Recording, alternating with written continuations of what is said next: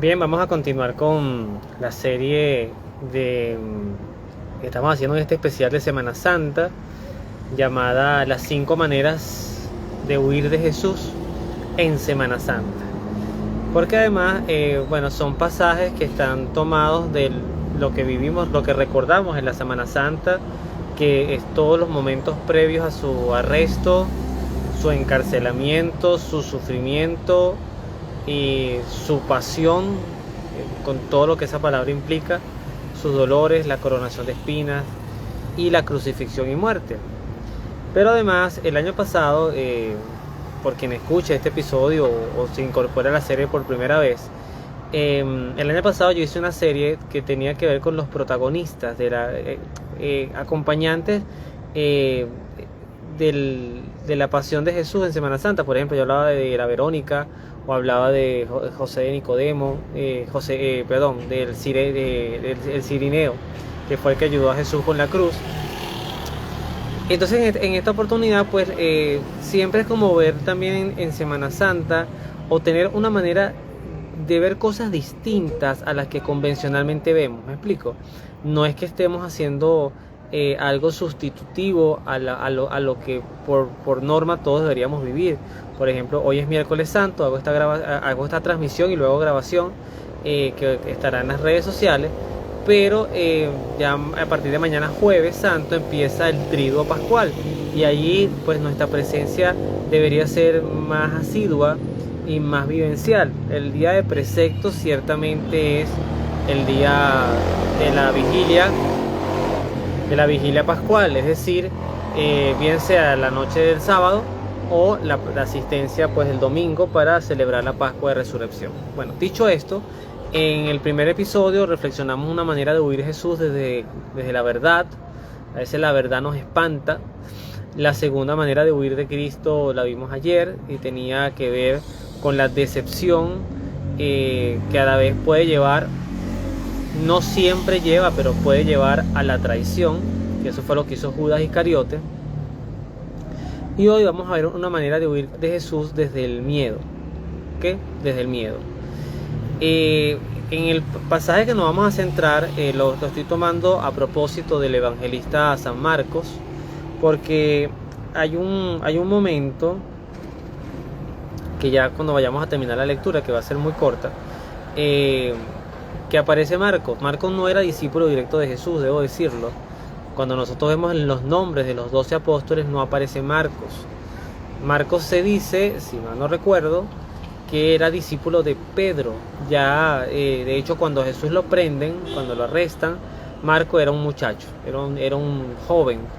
Entonces todavía quizás era un oyente, un acompañante, pero llegó a ser lo que fue, y además un evangelista.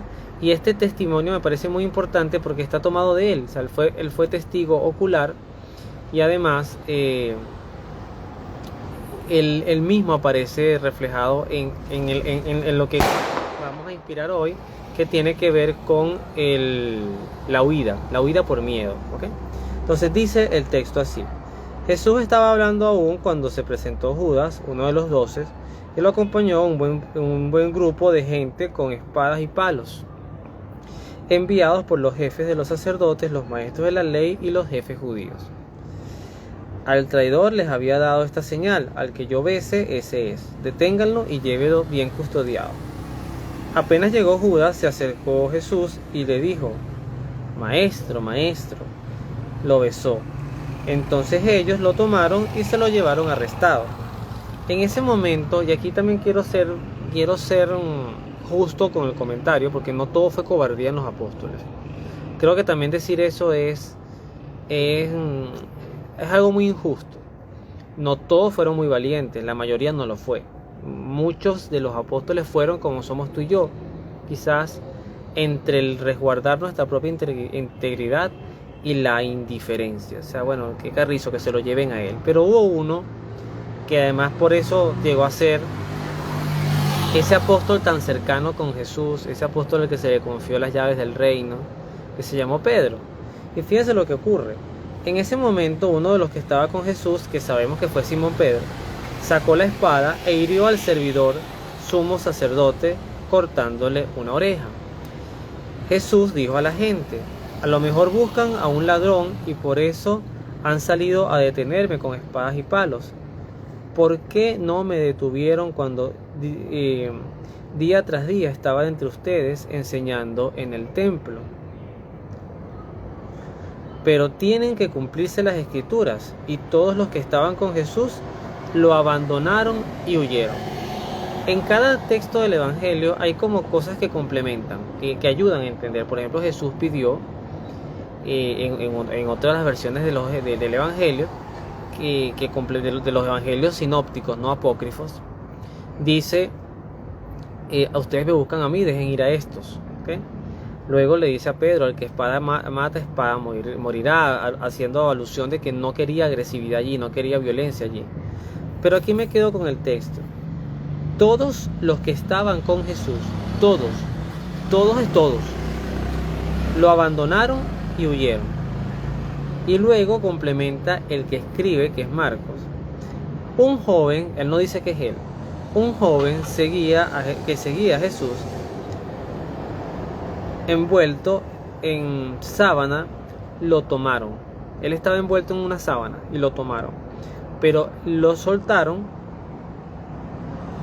y huyó desnudo. Es decir, él lo agarran, primero que le quitaron la sábana, y huye desnudo. Ese texto me parece muy, no sé, que de repente en el contexto desnudo eran interiores, eso es lo de menos. Lo cierto es que también huyó. El miedo es un arma del demonio muy peligrosa, porque uno puede sentirse mal por sentir miedo, pero el miedo es una respuesta natural. De hecho, el miedo es una respuesta natural que nos permite también salvar nuestras vidas. Voy a poner un poco ejemplo de lo que acaba de pasar mientras transmito esto. Sonó como un cohete, ¿okay? De entrada pudo haber sonado como un disparo. Yo estoy en el balcón de mi casa, entonces yo tuve miedo. Mi reacción fue voltear a ver qué estaba pasando, pero no detuve la transmisión por eso, ni la voy a editar por eso. Esto no es un tema, esto no es una película de Hollywood que tiene que quedar perfecta. Esto es un diálogo reflexivo además, pero eso es miedo. Yo sentí miedo, tuve una reacción de cuidarme, de ver qué estaba pasando para cuidarme. Jesús, una de las maneras quizás más humanas de abandonarlo es precisamente por el miedo, porque las cosas que Jesús promete, además Jesús fue muy claro. Jesús nadie lo puede acusar de que nos engañó, es que nos engañaste. No, Jesús no engañó a nadie.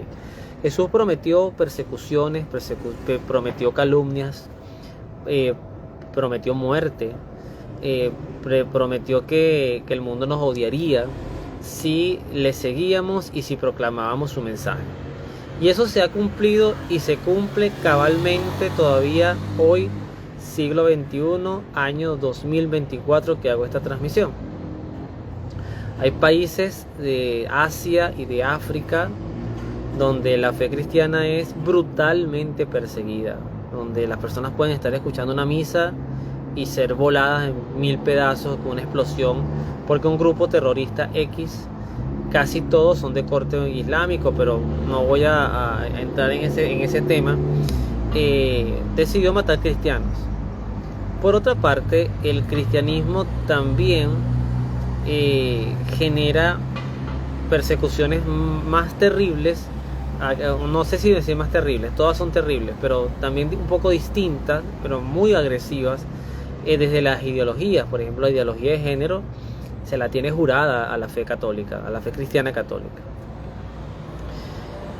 Y entonces cuando tú ves esos escenarios, uno que es un ser humano, que tiene familia, que tiene amigos, uno se lo pregunta.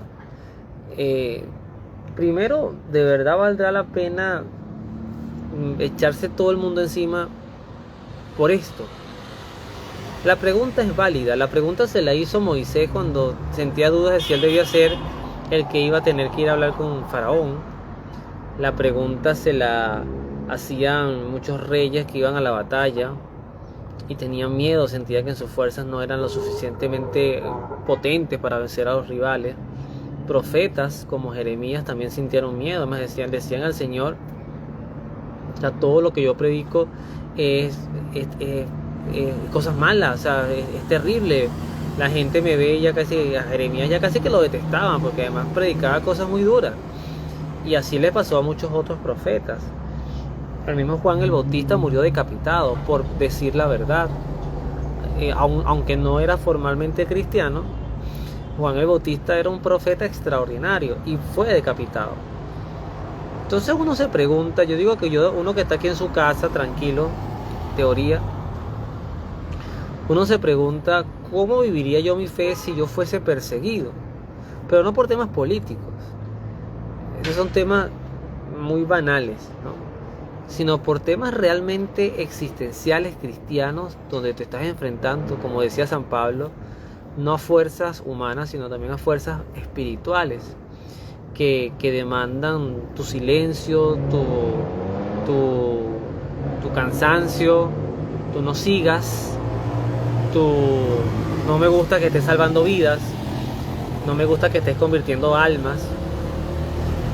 Cuando, por ejemplo, predicas los valores cristianos que a veces son profundamente anticomerciales, comerciales desde el punto de vista de rendimiento. O sea, el cristianismo no invita a comprar productos masivos, no invita a usar métodos anticonceptivos, no invita a vestirte bien, tampoco invita a que te veas como un loco, ¿no? Sino que te invita a vivir el amor, más bien en calidad de servicio, y un servicio desde la gratuidad del ser, o sea, sin esperar nada a cambio. Entonces tú te lo preguntas, porque cuando tú tomas la decisión, fíjense que yo siento, en este momento que estoy haciendo esto, yo siento que yo todavía tengo un pie entre lo mundano y lo espiritual. No digo la santidad porque eso son palabras mayores, creo que para eso me falta muchísimo, pero yo tengo gente que aprecio en mi vida, con la que comparto, con la que puedo compartir una bebida alcohólica, puedo ir a la playa, puedo ir a un cine, puedo ir a un restaurante. Y es gente que yo considero gente buena, gente que además me aprecia a mi familia, aprecia a mi esposa, a mi hijo, a mis padres, a mi hermano. Pero no es gente con la que tú te vas a sentar a rezar un rosario o a hablar de la conversión de su alma. Es gente que te va a invitar a estar con ellos, a tocar temas a veces políticos, de farándula, pero cuando te dedicas a esto de lleno y empiezas y en realidad sacas el pie, tú dices, ¿sabes qué? Yo ese pie que tengo en el barro de la mundanidad lo quiero sacar. Yo no lo he hecho, tengo que decirlo claramente, yo no lo he hecho, pero lo quiero sacar. Cuando sacas ese pie, tú pudieras soñar con que todos los amigos que tenías de este lado del barro se van a venir contigo, pero eso no es lo que va a pasar. Lo que va a pasar es que posiblemente te vas a quedar muy solo. Posiblemente va a haber gente que te apreciaba y que se va a disgustar mucho, porque además conocen tu vida y te van a ver como un hipócrita. Yo tengo un amigo que es mi amigo, sin duda, una persona mayor que yo, que él me conoció de muchacho y compartimos muchas cosas juntos. En el edificio donde yo vivía jugábamos dominó, jugábamos fútbol, y él me ve haciendo estas cosas y él dice, yo no sé cómo tú haces eso. Si conocieran lo que yo sé de ti, por ejemplo, si yo conociera las cosas que tú decías, las groserías, los chistes, que tampoco es que lo he sacado todo de mi vida. Entonces, fíjense ustedes con que lo difícil, y eso da miedo, eso paraliza. Pues nadie se quiere quedar sin amigos, nadie se quiere quedar solo. Pero en algún momento de tu vida te vas a dar cuenta que así como naciste solo, no es la compañía humana la que realmente nos debería preocupar. Es decir, Dios no quiere que nos quedemos solos, que seamos unos tipos de ermitaños, que vivamos aislados en un monte.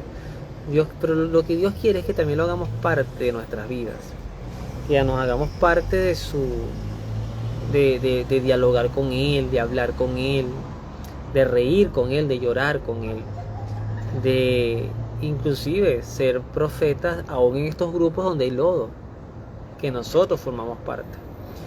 También tenemos que pensar en estrategias de evangelización más eficaces. Esto no es agarrar a una gente y decirle que se va a ir para el infierno, que es un pecador. Las personas requieren acompañamiento. Yo mismo en mi vida, todavía con muchas cosas que corregir, yo siento que yo he tenido procesos, y los procesos han tenido acompañantes no siempre saben que me están acompañando, pero me han acompañado. Me han permitido ver realidades humanas complejas. Cuántas familias he conocido y conozco y voy por las calles que realmente viven infiernos en sus casas. Parejas o matrimonios súper disfuncionales, niños abandonados, aunque vivan con sus padres están abandonados. Gente que está sumergida en la búsqueda del dinero de una manera desenfrenada, que viven por trabajar y por tener plata y se les olvida vivir, se les olvida vacacionar. A mí mismo me cuesta muchísimo invertir dinero en descanso. Uno a veces lo ve como algo malo y no, de verdad, y me estoy educando en eso. El descanso es necesario, el esparcimiento con la familia es necesario. El mismo Juan Pablo II lo decía, yo recuerdo cuando él hablaba de esto, que era necesario descansar. Y por eso, fíjense ustedes que un tercio de nuestro día, aproximadamente un tercio de nuestro día, estamos durmiendo, estamos o debemos estar en actitud de descanso.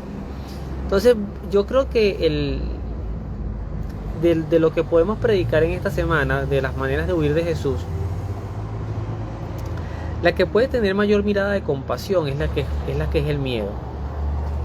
Imagínate una persona que le pongan una pistola en la cabeza y le digan que renuncie a Cristo si no le matan o le matan a su hijo, que eso ha pasado, y esta persona tenga miedo y renuncia a Jesús. Pero imaginémonos el rostro de Jesús, ¿no?, viendo eso. Y después esta persona muere y llega al cielo y Jesús le diga: no, pero tú me negaste. No, pero que tenía una pistola en la cabeza, tú me negaste. O sea, Dios no es una tabla. Dios es un ser, una persona además maravillosa, con pensamientos perfectos, con emociones perfectas, que conoce nuestras realidades. Que lo heroico es nunca negarlo. Quien muere por Cristo, eso es un disparo al cielo, directo. Se ahorra hasta el purgatorio. Los mártires, los que murieron por Jesús, por no negarlo, pues eso es la santidad de sangre. Así que es un bautismo de sangre. O sea, usted es un héroe. Y por eso es que los santos son héroes, la gran mayoría. Pero habemos otros que no somos quizás tan valientes, y que ahorita nos es fácil predicar y hablar de Jesús porque nadie nos está persiguiendo. Pero ¿qué pasaría si me persiguieran? ¿Qué pasaría si me vetaran, si me escupieran en la calle, si me insultaran o me hostigaran a mí o a mi familia por sencillamente el hecho de creer en Jesús? ¿Hasta dónde llegaría mi fe? Posiblemente me pasaría como Marcos, huiría y desnudo ante Dios. Ahí mostraría lo que realmente soy y lo que construí. Hoy pasó una procesión frente a mi casa por Jesús de Nazareno. Llevaba mucha gente para la gloria de Dios. Eso ocurre nada más en Semana Santa. Y a veces mucha gente que es de misa en Semana Santa. Y ya después no viene más en todo el año. Pero yo creo que la pregunta que tenemos que hacernos es: ¿cuántas personas que hemos estado en muchas procesiones realmente estamos acompañando a Jesús? Yo lo conversaba con mi esposa hoy. Yo soy súper disperso. Si cuando me tocaba cantar estaba pendiente de la canción que venía, ni le paraba las oraciones. Si me tocaba cargar la imagen, muy pocas veces, pero sí me llegó a tocar imágenes más pequeñas, estaba pendiente que no se me cayera. Si me tocaba leer, pues estaba pendiente cuando me tocaba leer, pero no estaba acompañando a Jesús. Entonces yo creo que debemos sincerar y trabajar nuestros miedos, que humanamente hablando siempre los vamos a tener, siempre, no lo podemos evitar. Pero el valiente, el héroe, es el que aún sintiendo miedo lo enfrenta y va hacia adelante. Así que recordemos las palabras de Jesús, y con esto termino: aquel que me niegue a mí, el que me niegue no, aquel que se avergüence de mí ante mi Padre, aquel que se avergüence de mí, yo me avergonzaré de él ante mi Padre. En donde Jesús sencillamente nos invita a ser valientes, a pesar del miedo. El miedo va a estar allí.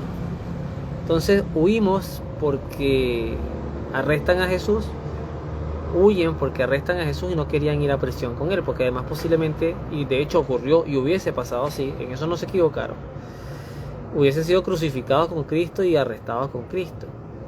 Pero ellos no resucitaron con Cristo porque murieron, pero sí resucitaron al valor y al ser apóstoles heroicos con María ahí al frente, cuando recibieron el Espíritu Santo, el Pentecostés. Ahí se les acabó el miedo. Ahí sencillamente no me importa lo que venga, porque tengo la fuerza de predicar con alegría que Jesucristo ha resucitado. Así que bueno, algo para pensar, algo para trabajar, algo para meditar, y sobre todo tener cuidado de que el miedo no nos aleje también de Jesús, o la vergüenza, el sentir vergüenza de Él. Que Dios los bendiga, nos vemos en la oración.